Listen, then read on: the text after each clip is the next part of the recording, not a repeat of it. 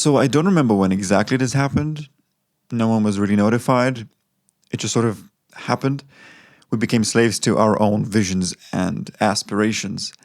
Creating work became a race with no winners and no end. Any integrity, self esteem, or respect has been ditched into a pit of human qualities we used to possess. The sacrifice is evident, chasing worth and praise over finding your own voice, especially in the creative space. When you look at the meaning of the word hustle along the state of great activity, we also see synonyms like push, roughly, hard, and forcefully. While I will assume that the mainstream use of the word initially had the intentions of the first meaning, it quickly became the reality of the second for a lot of people. Granted, short bursts of intense creative work can be of great benefit and bring about the most incredible pieces of art. However, what we hear mostly about is not that type of hustle. It's the never-ending, continuous production of work, no matter what type. It surely must have an impact on us and consequently on our work. One needs time and space for ideas to develop. Not only physical space, but mental as well.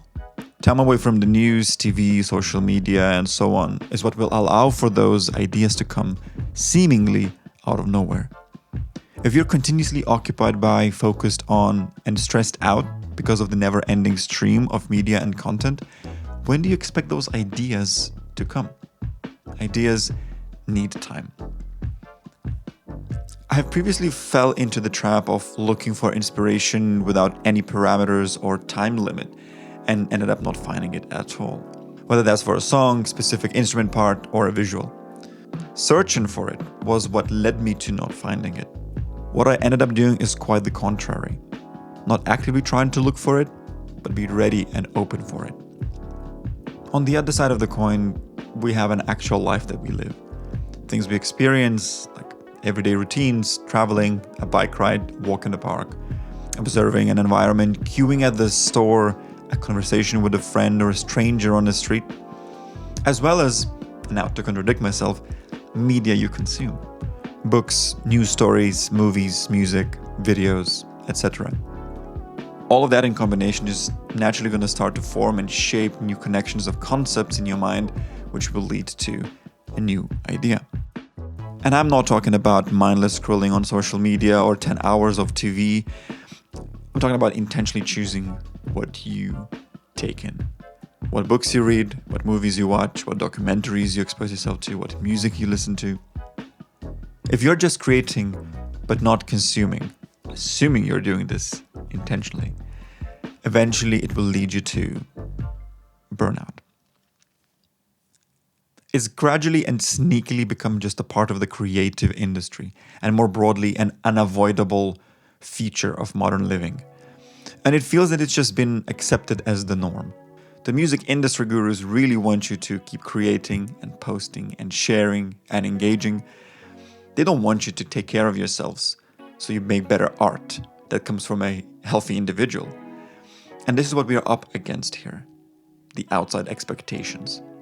Partly it's because we don't have clear boundaries within ourselves and expectations for ourselves, but it's also this imagined industry standard that changes with every new song release strategy video published by the so-called music experts.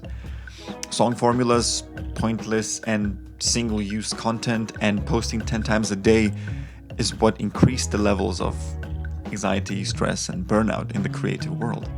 Which leads me to the next point. Quality versus quantity debate. There are two schools of thought with this, and I partly agree with the quantity aspect in certain contexts.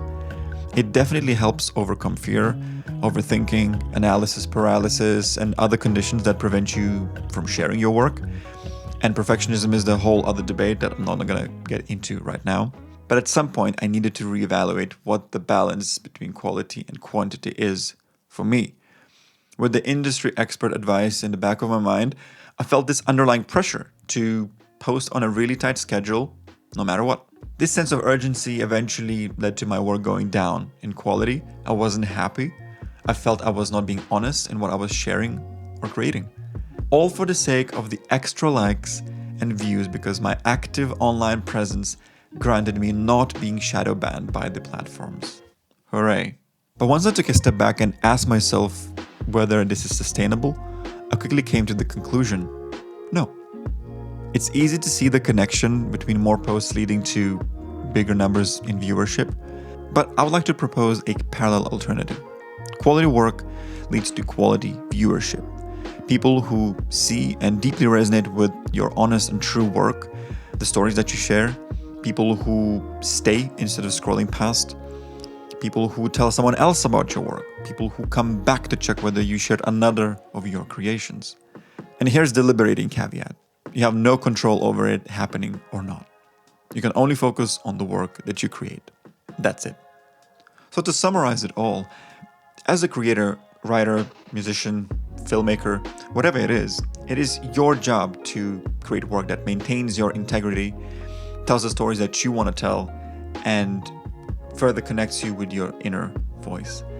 That way you will be able to filter out all the unnecessary noise coming from the experts and gurus, strike a better balance between work and life, allowing you to minimize the effects of or completely eliminating the risk of burnout, and finally create the work you are proud of. Take care.